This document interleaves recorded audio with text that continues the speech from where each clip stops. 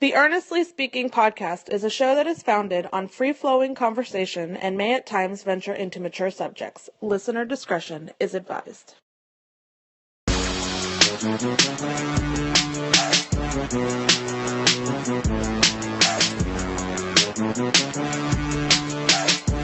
Earnestly podcast coming to you here on really late here. It's actually technically Friday morning here after midnight here on the East Coast.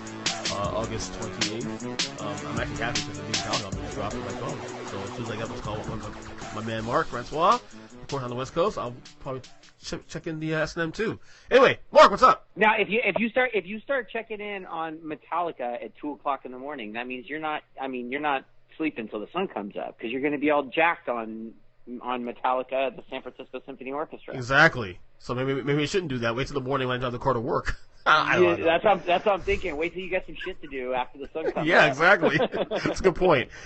All right, so I had planned on meeting with you next week on this, but because booking around this time is funny because I was trying to. I recorded the Over on this podcast with my friends Zach and Chris, which I was trying to push to next week to get closer to the season. But my boy Zach's getting married next week in Vegas, so that couldn't work out. So we got to keep the date we have. You mean he doesn't have time to record a deep dive podcast with you the week he's getting married? 2.5 hours of recording. well, it's funny because we actually recorded. Okay, although this podcast is going to drop first on the feed. That one we dropped a couple hours after this. That one was 2.5 hours, obviously, the marathon. Yeah, man. You went for a little marathon there on the going deep into the numbers on what was it? NBA over under? No, NFL over unders. Oh, NFL over. Which funny because even though we had set the date for like over a month, to do it. I was still pushing back on whether or not I should do it or not because what are the odds of us actually getting a full 16-game season in the NFL?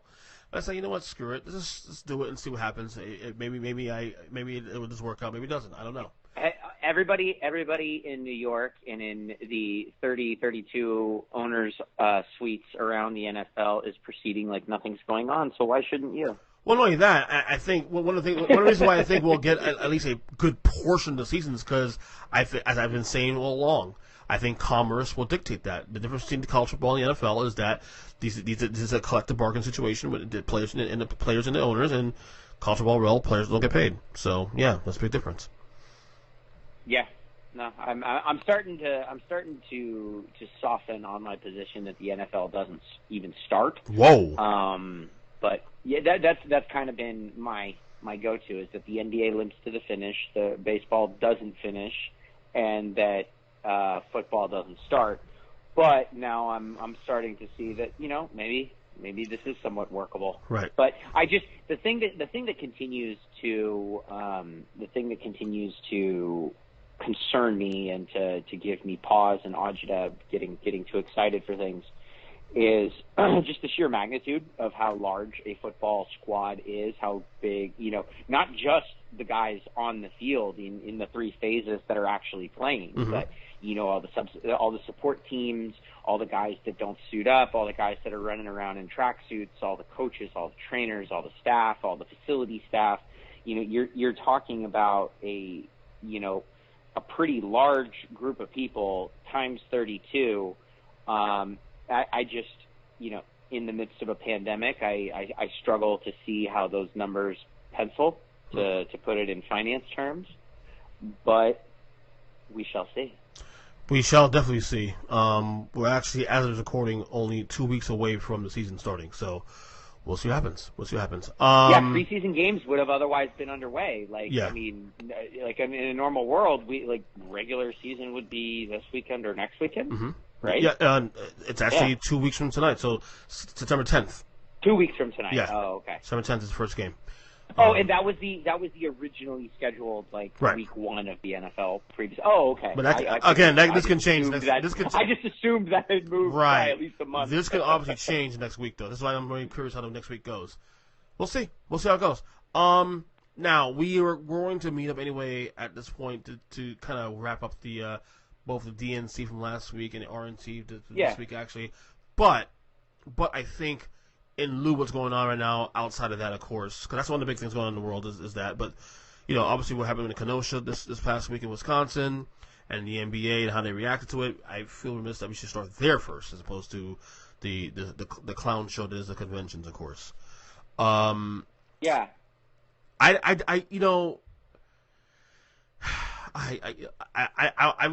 don't make it political, of course. I kind of want to go to the minutia of just what it is. I saw the video. Yeah, I almost want to stay off the partisan shit and just really kind of focus on the humanistic elements of it, because I think Kenosha is so differently than even a lot of the other prominent similar cases we've seen of black people being murdered by police, black people being abused by police. This really has very little to do with politics and everything to do with humanity. You saw the video, right? Unfortunately, I made that mistake earlier. What was, because I saw the video twice, a couple days ago, and my reaction, I'll ask you in a second. I felt, at least initially watching the video, there was a lot of gray area there on both sides initially. Yeah, I'm trying really, really, really hard not to rush to judgment on this, because there are so few facts available. Right. And we don't know. Were the officers aware? Okay, so I mean, there's so many ins and outs. Right off the bat. So Jacob Blake was reportedly breaking up a fight between two women in Kenosha, Wisconsin, and upon breaking up that fight, police responded. Somehow they came to make contact with Jacob.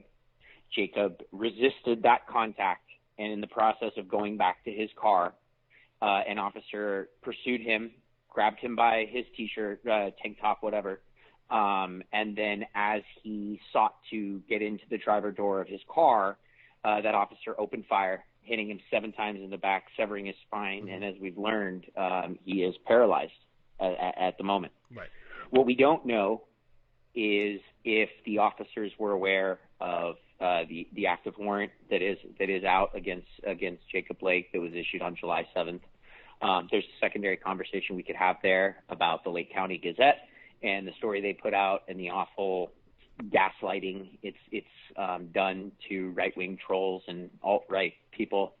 I'll send you some of the memes I've seen from some particularly disgusting human beings and let you kind of be the judge of that. But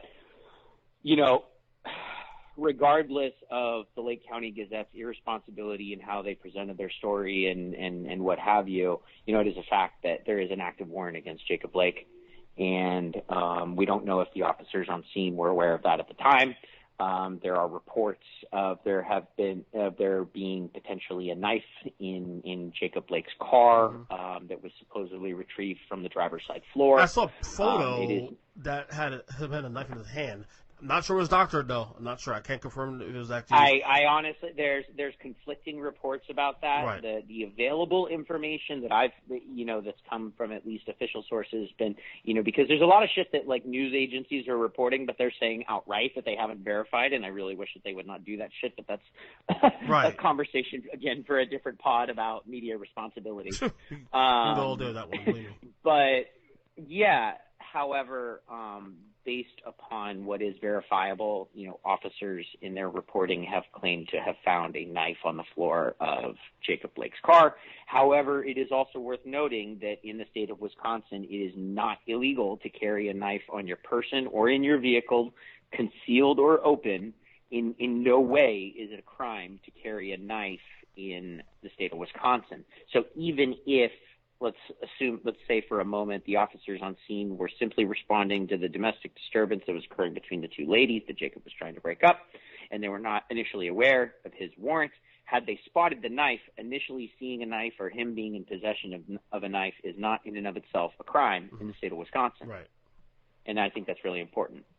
But, I've always been taught by friends that I know who are police officers, sort of my general understanding of criminal procedure and law enforcement procedure, that shooting people in the back is pretty much across the board a no-no in every respect.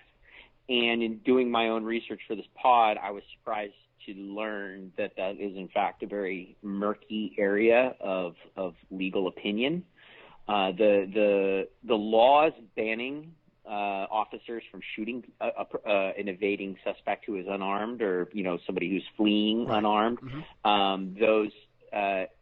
Those laws were only enacted in 1985. Right. And subsequent opinions issued by a variety of courts, up to and including the Supreme Court, say have sort of further muddied those waters and left a lot of sort of put it back on district court and superior court judges to really define the case law through practicum.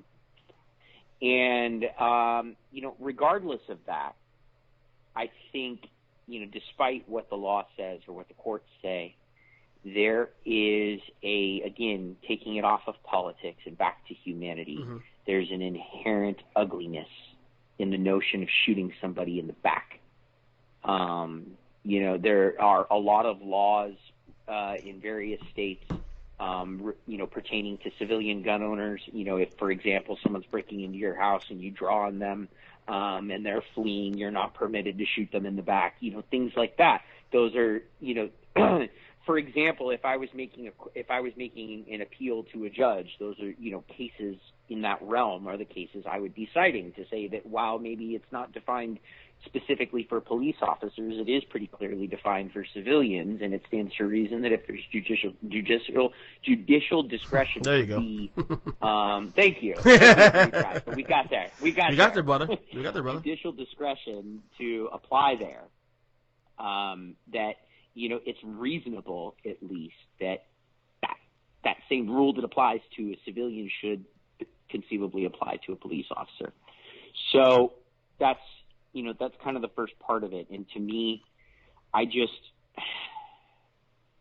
we've talked about this ad nauseum. The folks who tune into your show regularly know where I stand on this, and it is, I sent you privately yesterday the video footage of Dominic Smith's press conference for after the Mets game yesterday. Right. I'm like choking up thinking about it. But to see a black man, my neighbor, my brother in America, all this stuff, right, up there in front of the cameras, in front of the microphone, talking about this situation that, in a direct way really has no connection to him, but as I'm sure, so many black listeners are screaming at their phones or speakers or earbuds right now, is like, no, but it is all connected, and that's exactly it. Is that one of the things I'm learning as I listen to more prominent black folks talk about their experiences in this country, their dealings with law enforcement, their experiences with their neighbors, whether they're famous, whether they're extraordinary, or whether they're, somebody who is less than by the traditional metrics of our society. Black skin is a great equalizer in terms of how folks are treated. It has an uncanny ability to cut through extraordinary performance or achievement or intelligence or athletic ability or any of those things that that we attribute to so many prominent black Americans. And to see the fear that so many black Americans live with every single day when they leave their houses, when their kids leave their houses. When you look at the video footage of like Robert Horry talking about this yesterday on what would have been, the Lakers broadcast, and how, the pleas he makes to his sons every time they leave the house to no sudden movements, keep your hands where they can see them, follow the instructions, just get home to me. I don't understand how anybody, white, black, brown, yellow, whatever, anybody with a beating heart can see people up there on television in their faces laying out this just awful trauma and strife and not feel some kind of way about it. How is your first response? Well, what was he doing? Did he rape that 14-year-old? Was he following instructions? I've had to get bold about this too, Mark. How do you get to that place? How do you skip? That's what I'm saying, and this is the thing they don't understand. to justify the means. And I get that they're bad people, deserve to have bad things happen to them all the time. But I've had to go to this step now, Mark. So one of my friends, she was like very, of course the system is broken, and we agree with all that. I told her, listen, I don't give a fuck if that was Adolf Hitler. Not their job to be shooting somebody. I don't give a fuck. Well, and that's a really important point as well.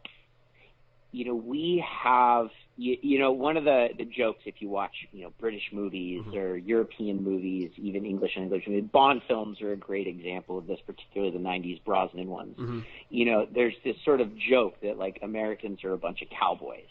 Yeah. We're always trying to be the hero. We're always trying to be the quarterback. We're always trying to take the last shot. Like, that's just a very American sort of thing.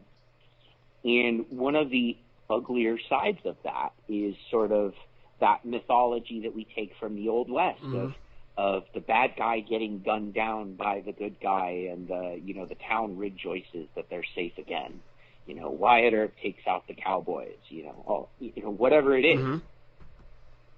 And so you have this sort of baked-in callousness into the American fabric that, oh, well, that was a bad guy. They deserved it. Well, okay, great. Timothy McVeigh, he deserved it. The Unabomber, Ted Kaczynski, he deserved it. But they miss the point every time. It's not about that. It's about, okay, and that's kind of the slippery slope. You allow one, another, and another, and another. I'll give you that. I'll even say, let's give you gun, rootin' tootin', bad guys shooting motherfuckers. We'll give you that one for the purposes of this conversation. Mm-hmm. What do you do? How do you reconcile that personal compromise when now that same attitude is being applied to an entire group of people who were stolen from their land, their identity stolen from them, their family stolen from them, their legacy stolen from them, and now that you fast forward 400 years, and those very same people are struggling to be seen as whole people. Mm-hmm. And conversely to that, you have a group that makes up roughly 2/3 to 3/4 of this country that is okay with bad guys getting killed. Well, what happens when perfectly innocent and reasonable people are unfairly made out to be the bad guy? Well, now George Floyd was a criminal. He was resisting arrest. They were trying to make a lawful arrest because he was passing off counterfeit money, blah, blah, blah, blah, blah. Eric Garner was selling cigarettes. Trayvon Martin looked suspicious. Michael Brown punched a cop. Yeah. I mean, how perfect a victim does a black person need to be before you can get past the administrative bullshit and get back to the basic humanity of this person's life was stolen, it was taken, and it shouldn't have been. Yeah, I'm with you. Even if they committed these crimes, these officers are not empowered. Yeah, they're not God. These people these people are entitled to due process. Do their Fourth, Fifth, and Sixth Amendment rights not exist? I totally agree with you, brother.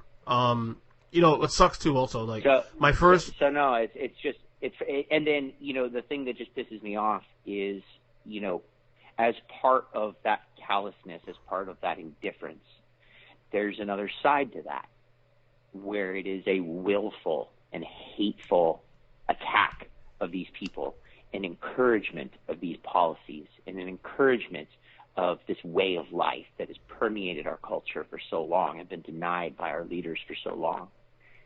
And that takes you right up to Kyle Rittenhouse and what gaslit him and activated him to take an illegally obtained AR-15 with the help of his mother across state lines to murder 2 people and wound a third. Mm-hmm. Like, can you sit here and tell me with a straight face that when the Republican National Committee is peddling fear to white America and the president is warning his face that these leftist psychopaths are coming for you, your family, and everything you love, and then as this shit show of a convention is playing out, within hours of its completion, this 17-year-old kid who worships at the altar of Donald Trump goes across state lines and murders 2 peaceful protesters and injures a third. Like, what in the actual fuck? Yeah. How can you sit there and say that these things aren't connected? I'm lost of words at this point. Like the thing was me when I watched the video. My first thing was I said was like, well, there's gray area here, number one, and I always tell my friends this because this is something I tell myself too. Something that happened to me. If a cop tells you to stop, just fucking stop. But what about Sandra Bland? What about Philando Castile? Oh no! I agree. There's examples of that I know, when they do FBS. I'm making a point for the airwaves. Right. I agree. I know you know this individual. Right. Absolutely. But like, so what happens when you do everything they tell you to do and you still don't go home? Right. They make up stories about you. They say you committed suicide. The worst part too is that like, the Philando Castile thing's on video and the guy still got off. That's the worst part. Yeah. The whole fucking thing was on video. Eric Garner's killers got off. Yep. You know, qualified immunity. I feared for my life. There's nothing more annoying about all this shit than whataboutisms, because you hear these things about George Floyd, this and that, and then like all these conservatives now throwing out these things about a kid getting killed, which by the way is horrible, fucking disgusting what happened to that kid. You know what? Let's bring that up. I would love to bring that up. Yeah, go ahead. And it goes right in with Dylan Roof and Kyle Rittenhouse. Mm-hmm. I cannot remember the names associated with this, but right in the heart of the protests, late June, early July, you're absolutely right. There was an awful, God-fucking-awful story in the news about a little boy who was innocently murdered, a little white boy who was innocently murdered by a black man for no apparent motive, no apparent reason. It was a disgusting and heinous killing. However, that little boy got justice. That's not to say that his parents will ever be whole. That's not to say that the tragedy of his stolen life and all he may have achieved is in any way invalidated. But what happened? There was a rightful public outcry. His assailant was identified, captured, and is now going through the rigor, the justice system. Without knowing the specifics, I'm pretty sure there was a GoFundMe that raised a bunch of money. This little boy had his life stolen from him. His family was horrifically traumatized, and they're getting their rightful due.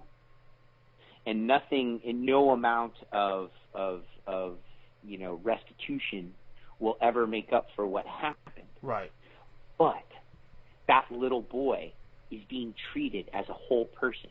His life mattered. It mattered enough for the police to identify and capture his killer. It mattered enough for there to be a public outcry and fundraisers and all of these things. Meanwhile, Breonna Taylor was killed while asleep. And Breonna Taylor was killed 5 months ago. Yeah. Elijah McClain was killed over a year ago. Yeah. And in this country, roughly 1,000 people a year die at the hands of the police. Disproportionately black and brown and indigenous people at a rate of sometimes state to state 2, 3, 10 times that of white people. Mm-hmm. The disparity of unarmed people of color being killed versus, like, say, armed white people, the disparities are tragic and shocking. And what's even more tragic and shocking is that the only reason we have some semblance of these numbers is because of independent agencies, private organizations, and journalists cataloging this information, because the Department of Justice doesn't require police departments to report it. And that's as much a part of the story, too. It's not just the person being shot in the back or the person with a knee on their neck. It's the entire justice system from top to bottom. Dylan Roof sat, okay, great example. You got fucking Burger King. There's a New York Post, there's a New York Post juxtaposition that's now been posted by Shannon Sharp and Chuck D and Snoop Dogg and a variety of other people. There were two headlines juxtaposing one another surrounding this whole Jacob Blake situation in Kenosha. Mm-hmm. The first was a picture of Jacob Blake. It looked like a mugshot, and it basically said he had a long history with the law. And then there's another one, and it's a picture of Kyle Rittenhouse supposedly cleaning graffiti, and it said, aspiring police officer was cleaning graffiti before protest shooting. Like, could that be a bigger misdirect? Mm-hmm. And, that is just it right there. When a black person is murdered, we find everything they have. When a black person is murdered in this country, particularly at the hands of the police, we're so quick to highlight every indiscretion, everything they ever could have done.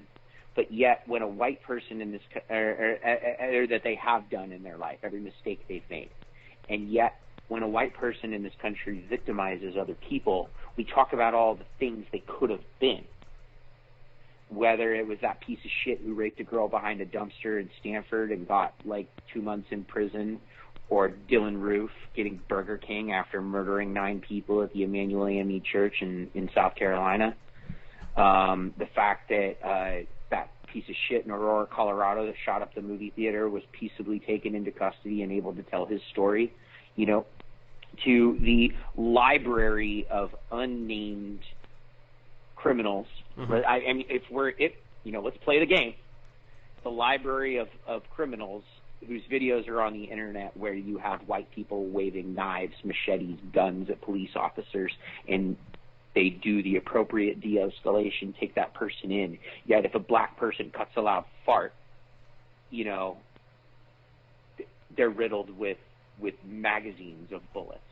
Let's get to the NBA portion of this real quick, though. The NBA portion, because obviously with the Let's tweak it to the response. Right, because the NBA obviously responded to this, where the Milwaukee Bucks on Wednesday boycotted the game against the Magic, Game 5 against the Magic, which then trickled down to the rest of the entire NBA schedule that same day, and this trickled down to Major League Baseball making postponements, which they did today as well too. Naomi Osaka postponed. Starting with the Brewers right, and Reds, right. followed by the Dodgers. Naomi Osaka and also can't postponed her match. She had scheduled. Yeah, as a tennis player. She chose to sat out her semifinal match. WNBA has done the same too. Something or other open. NHL and that's too. Okay, NHL I also. want to take a moment and highlight the women in the WNBA for a second, though, real quick in this discussion. And I think, the men of the NBPA and what they're doing is incredible, and the fact that they stopped this, especially when you consider how relieved we all were to have sports back, for them to all put the brakes on. And as J.R. Smith said on his Instagram yesterday, if you won't hear us, you can't see us, that's monumental. Mm-hmm. But I think not enough credit is given to the women of the WNBA, because these women, like, every single day of their existence, whether the country is paying attention to the racial injustice, gender injustice, LGBTQ injustice, indigenous injustice, all the injustices that take place every day in this country. One of the greatest examples for the struggle against these things and the unwavering fight against these things is the women of the WNBA. Right. Renee Montgomery is a partner of LeBron's in his new voting initiative. Maya Moore walked away from the league to help fight for a man who's wrongfully in prison and help get him released from jail. These women are remarkable. They have lived every possible oppression you can imagine across the board, whether it's, racial, just gender, being told you're not good enough, trying to do something that the boys do, like all the obvious things that go along with like girls in sports. But then you factor in all of these other, sort of uniquely American conversations that don't get had enough but are being had, thankfully, right now. Mm-hmm. And the women of the NBA are WNBA, excuse me, some of the most important civil rights leaders we have in this country, and I just hope that their brothers down the road in Orlando help elevate the girls in Bradenton to be able to really utilize their knowledge, their impact. Mm-hmm. One of the other things that's also really important to note is that, juxtaposing women and men, WNBA players have a insanely higher rate of completing college before entering the WNBA and actually possessing degrees. So you're talking about a huge coalition of really fucking smart and accomplished women. Right. So they were really smart, they were really talented, and then they've had to overcome a ton of shit too. So they're kind of the best equipped people for this moment. And not to put too fine a point on it, but The Guardian just came out with a piece today about how countries led by women around the world, using Germany and New Zealand as the two most prominent examples, right, are far outpacing their colleagues, their male colleagues, and various other heads of state. So, boys in Orlando, listen to the girls. They'll help you wade through all of this and use your platform more effectively. Yeah. And, okay, I say that cynically and jokingly and kind of tongue-in-cheek, but by virtue of the fact that, Renee Montgomery's already partnered with LeBron on this sort of stuff, I'm sure that's already all in the works. Yeah. My initial thoughts when this whole started yesterday with the protests was that job well done, obviously, bring attention, all that. But I still wasn't in the camp. I'm still in the camp of, you can still protest and still put the messaging out there by continuing to play. I was against them. I want to say against the wrong word to use here. I still thought, and obviously they agree because they continue playing, that it was still effective to continue playing and push the message. The NBA has been more than flexible with allowing them to have Black Lives Matter on the court, to allowing them to have the messaging on the shirts and jerseys, having a platform to speak during and after games. And to me, and the reason I know it's important to continue doing this is because a lot of my conservative friends who are pissed off the NBA doing what they're doing were begging the players to cancel the season so they have to see this crap. So the fact that you continue doing the season means that you continue pushing the message. It's effective. It's working. Yeah, I think there's a very real struggle taking place, especially when you look at the press conferences of people like LeBron and George Hill. And, as somebody who struggles with mental illness myself, particularly anxiety and depression, I am the first person on your roster of podcast guests who will bomb on the fucking Clippers given every opportunity. But, my heart was in my throat watching Paul George talk about his struggles with mental illness, his own, sort of underestimation of what that toll would be on his game. And the fact that he put that out there for people who do struggle like me, that was an incredibly, incredibly powerful moment. So I think when you see all these things, there's a very reasonable question to be asked. Is staying in the bubble and talking about this all the time and wearing Black Lives Matter on my jersey, is that performative? Am I doing the most? I think personally, if they were to send a message by boycotting the entire season and then use that, as Wilbon touched on yesterday in the opening segment of PTI, to build a bridge to ownership and say, look, you want your billions back, you want your hundreds of millions back, you want my body back, you're going to go to Washington, you're going to go to New York, you're going to call your friends who I know you have on speed dial because I've seen the pictures from your yacht, and you're going to make some changes. And a really great example of that is the situation with Meek Mill, the owner of the 76ers, Jay-Z, and a coalition of other prominent, wealthy, powerful, influential Americans were involved in that case for months. I mean, Meek Mill himself is famous, rich, and powerful, on an objective scale. And he was languishing for months in jail. And you get Robert Kraft involved, and in 2 weeks he's free. Mm-hmm. Imagine what a boycotted NBA headlined by the two best teams in the league would do to motivate a couple dozen billionaires to call their other billionaire powerful friends to make some fucking meaningful changes in this country. And that's just the tip of the iceberg. But I do believe that if that were to take place, there are some short-term action items on some very obvious and needed reforms and changes that could take place, that those could have a positive impact on. The other side of that, the big however in that room. Right. I'm left with this question of, okay, great. That works for LeBron James, Chris Paul, Carmelo Anthony, people who are independently famous outside the scope of NBA fans and hoop heads and people like that. Their fame transcends.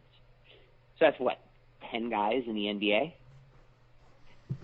If George Hill or Jamal Murray or guys like that want to have an impact, maybe the best collective decision for the players to make is that from now until the Larry O'Brien is handed out, there are no conversations had about basketball on camera. It's just all social justice, racial justice, injustice, all the fucking time. And I think it's already working. I mean, look at ESPN. They suspended Bomani Jones for wearing the Caucasian shirt that I happen to be wearing at this exact moment. Oh, you really right now? Wow, that's awesome. At this very moment, I'm wearing my Caucasians T-shirt. That's awesome. And it's funny that it came up in the pod. It was not like in any way intentional. It was just on the top of my laundry pile. But because I haven't folded my laundry today. That's great. That's great. But just a few years ago, he was suspended for that. Jamel Hill sought no support when the President of the United States went after her. Carrie Champion's struggles with the network are well documented now in her departure. And now you have ESPN filling their entire NBA basketball broadcast tonight with Stephen A. Smith, Maria Taylor, and Jalen Rose, three prominent Black Americans having a conversation about this. They're not sitting there explaining it to their white colleagues. They're not sitting there entertaining stupid, basic questions. They're out there they're airing their frustrations. They're airing their grievances, and that's something that, from networks like ESPN and Disney writ large that we wouldn't have seen until now. Right. And so I think, for all the bullshit and for all the criticism, you can say what you want about these guys not going to work, and fuck Jared Kushner for what he said this morning about it. He saw a touch. That guy saw a touch. I mean, for a billionaire who made $119 million in 2019, to sit there and say it must be nice for them to have the financial wherewithal to take a night off work, like, are you fucking... No, that's the kind of guy who's to get punched in the fucking face, honestly. Just to get punched in the fucking face. I'd give half my 401k to fight Jared Kushner. Awesome. That being said, Mark, I do think they made the right decision to continue playing. I do think I ultimately think that makes more sense. Not only that, I think at the end of the day, it gives them more opportunity. Not only that, I think ultimately, because in the moment, because obviously you hear the stories that happened, on Wednesday night with when Milwaukee decided to do what they did, and there's some confusion and emotion, and the Clippers and Lakers were talking about leaving. This is why it's always, even things like this, make rational decisions. Sit for 2 hours, 3 hours. Real quick, and though, think it I out. just want to highlight one thing. There's a criticism that a lot of this is performative. The shut up and dribble camp. Laura Ingraham, Tucker Carlson, all these fucking asshats on Fox News and OAN and elsewhere, and their army of followers. Mm-hmm. It cannot go without being noted that in the time that Milwaukee refused to come out of their locker room, which was like several hours. Everyone was kind of sitting on pins and needles, and all these people on ESPN, you have Rachel Nichols and Kendrick Perkins on ESPN, on an emergency session of The Jump, trying to report on this, and Mark Spears and all the other guys, Dave McMenamin and all these other people in the bubble are just like, yeah, well, Milwaukee ain't come out of their room in like 2 hours, so we don't know what the fuck to tell anybody. But what has since come out is that in the time they were spending in there, they were on the phone with the Attorney General of Wisconsin. That's right. And the Lieutenant Governor of Wisconsin, talking about their grievances as Black people, as Black Americans, as Wisconsins, as prominent Wisconsins. And then to see this, I can't speak highly enough, even though it was a smaller gesture. It came later in the day. Some of the games had already been played. I can't speak highly enough for baseball jumping in, and particularly through the scope of like the Dodgers. Baseball is something, a baseball clubhouse is something that is not nearly as unified in typical political understanding as, say, an NBA locker room. Right. And I think it's really evident from the commentary you see, when it's Stan Van Gundy and other white analysts, coaches, people who've spent their entire life around basketball are talking about racial issues in America like they're community organizers, and as though and they're just throwing the shit off the top of their head. Right. It's very clear that they have spent a great deal of their life around black people and they're familiar with these struggles.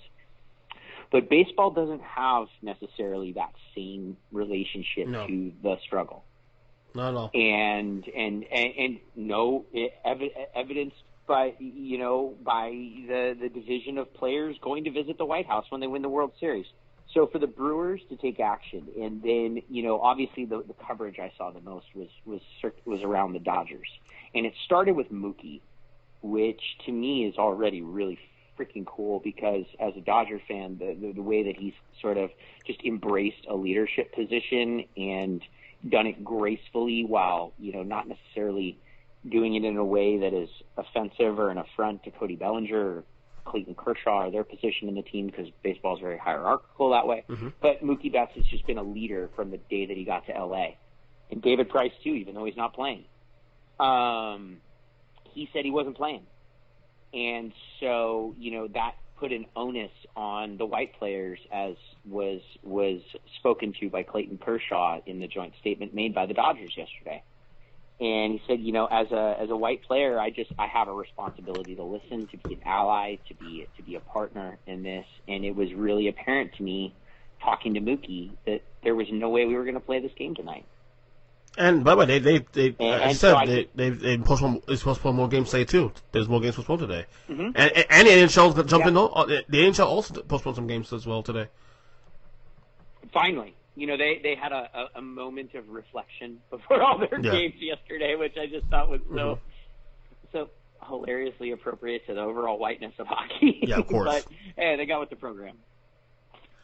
It is. Look, I'm tired. I'm just tired in general. All this, I really am. You're one of the people who, I gotta give it to you. Like, you're one of the people I talk to about this stuff who, in many ways, is like the most unbothered by it.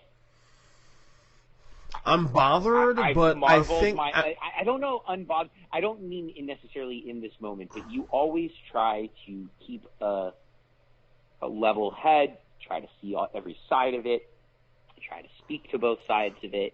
And so, it's telling to me, as somebody who's been doing the show with you for a very long time, that, to hear you say you're tired and you're worn out and you're sick of this shit,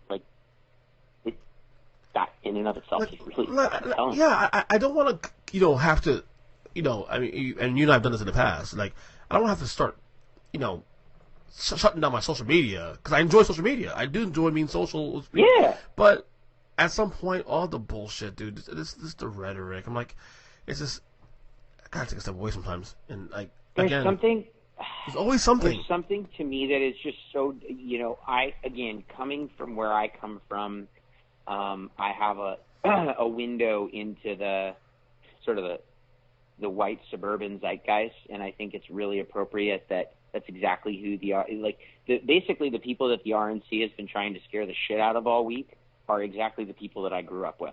Mm-hmm. And so I see the result of a lot of their rhetoric play out on my timeline every day.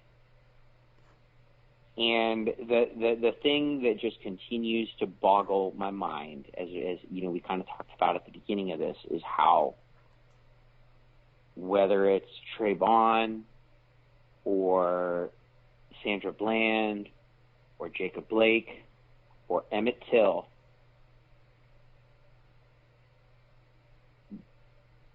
we're still having to see viral content of black bodies being ravaged all the fucking time in order for people to see black people as whole human beings. And I just don't understand. For me, okay, so one of the things I try to say, talking out of both sides of my mouth when I talk to, like, my white friends about this, and people who, I'm fortunate in that I have a handful of white friends that will come to me and will ask, like, how do you square with this? How do you deal with people who are ignorant? And I say, look, we all grew up in bubbles, in vacuums. We were ignorant for very large portions of our life. I was certainly an ignorant, completely clueless, typical white American until, for the overwhelming majority of my life. Right. And I try to say, show grace. Everybody gets there at a different point. Everybody, comes to understand this differently. It takes a personal occurrence. But, like, again, I've said this before 1,000 times on your show. Once you see this shit, how can you pretend it's something else?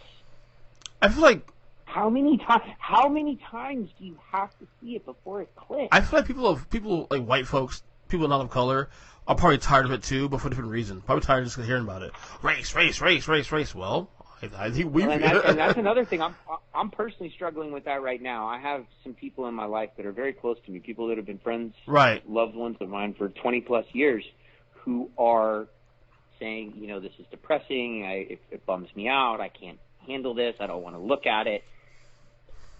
And I'm at a point, like, for a long time, I've been patient and understanding, and it's like you can't force people. You can lead people to water, but you can't make them drink. Right. And I'm getting to a point where, even though I'm a Christian and I'm trying to show grace and I'm trying to be understanding, I'm getting to a point where I feel like people like you, people like Jacob Blake, people like Sandra Bland, people like Philando Castile and Breonna Taylor and Elijah McClain, they can't take it off.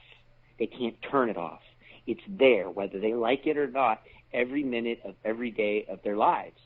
And if you can sit there and willfully put your head in the sand because it bums you out, then I just can't fuck with you anymore. Like, I don't have time for this shit. There's too much work to be done. Just as you said that, as white people have too much responsibility to this fight. Just as you said that, Logan just woke up. Come here, buddy. Come here. Daddy can't do a 4-hour marathon today. Okay, let's end the show here on this real quick. I want your thoughts on both the Democratic convention last week and today. Today the Republican convention just wrapped up tonight. A couple hours ago, Donald Trump closed the show out. From what I saw real quick on Twitter, supposedly his speech was quote boring. Which I did quote, which I did say to somebody, that could be a good thing for independence, though, because boring right now is not. It's kind of not. It's kind of fashionable now. It depends. Okay, so admittedly, I didn't watch any of it. Neither did I. As I've mentioned many times, I struggle to watch the president speak. I try and I try and I try and I try, and it's just so hard. It's just try so harder. Hard. I read the transcripts, okay? I know. Go ahead. But I think, the thing that was most telling to me about the Republican National Convention this week, the Democrats were really thoughtful. They tried to, they missed on some things. There were some things that we could sit here and poke fun at. There were some things that we didn't like. There were gaffes here and there. There were little technical things.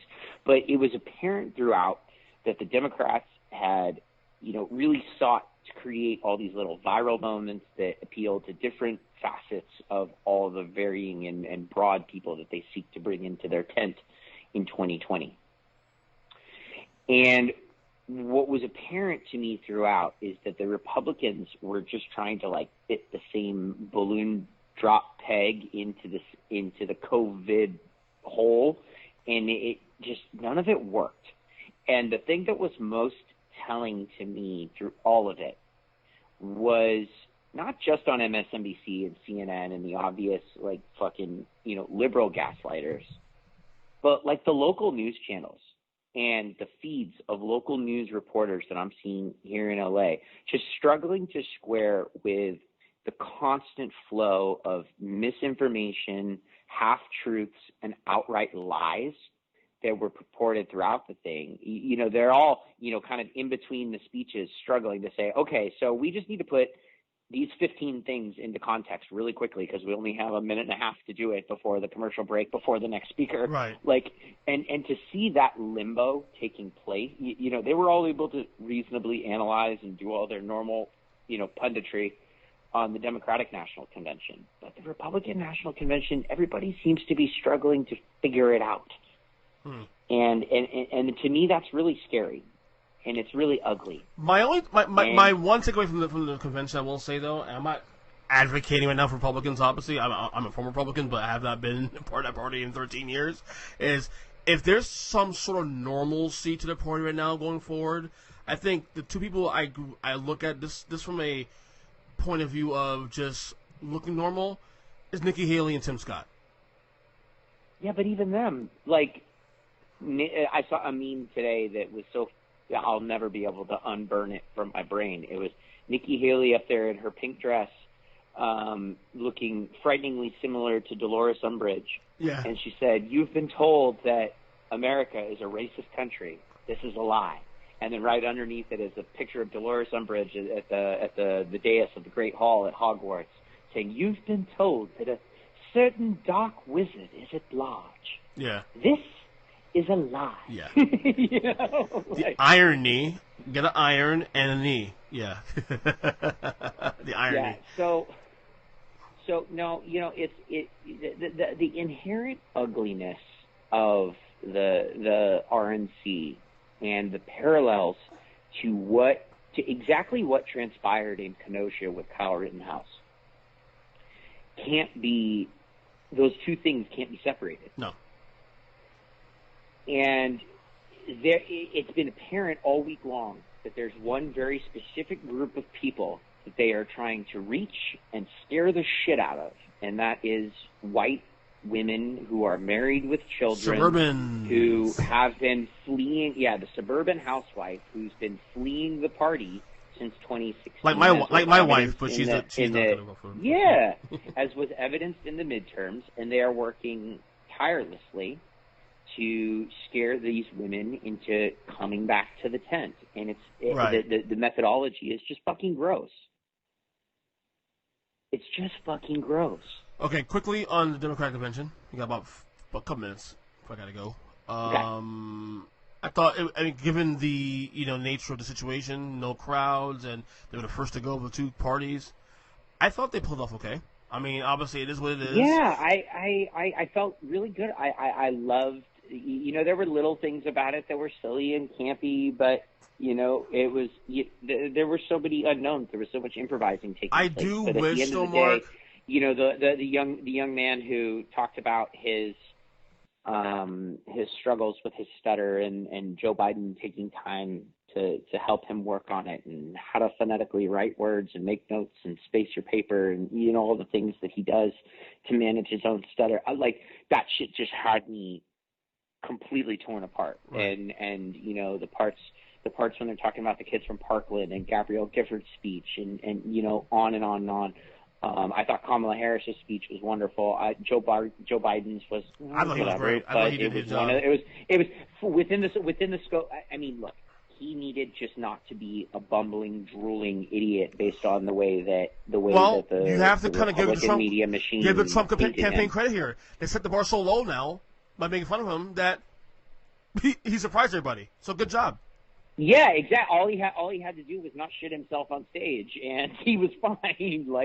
But no, I mean, that notwithstanding, he gave one of the best speeches I've personally ever Fox seen News even said he did great. Yeah, Fox across the board, the Democratic convention was everything they were saying. The primetime lineup of Hannity, Ingram, and Carlson, notwithstanding, also, the actual 3 or 4 journalists that exist at Fox News had really, measured and positive things to say. One quick note that I wanted to highlight was that, I don't know if you saw this today, but about 6-7 hours ago, Kamala Harris made a 30-minute address to the nation. Did you catch that? I did not see that, no. Senator Harris made a speech to the nation today that I hope by tomorrow morning's news cycle is getting a lot of traction. because I called her the 46th president of the United States when she grilled Bill Barr and Brett Kavanaugh in their Senate hearings.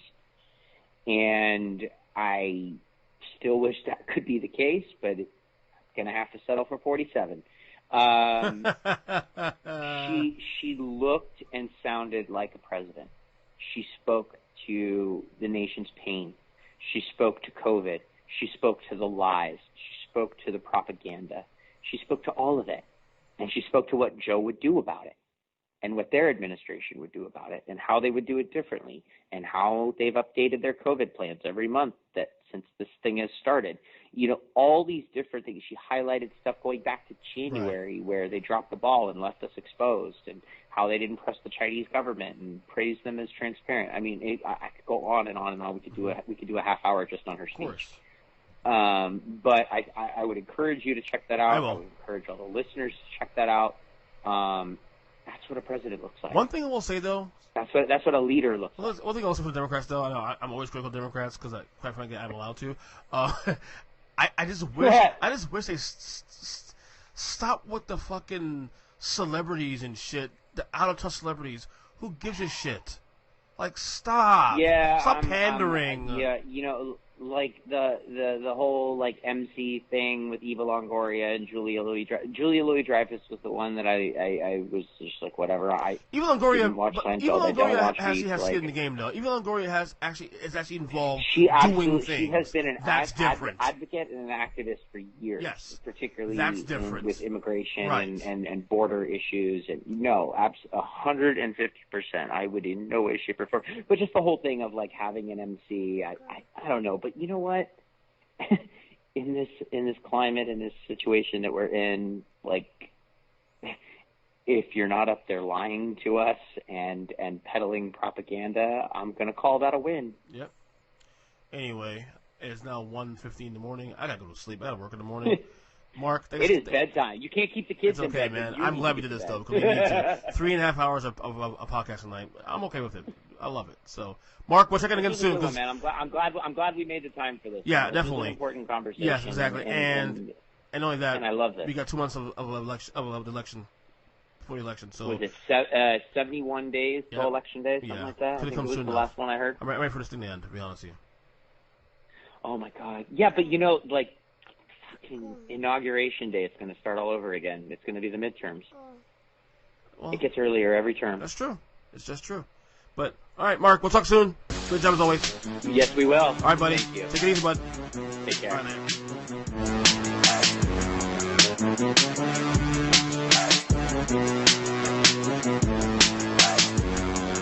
man.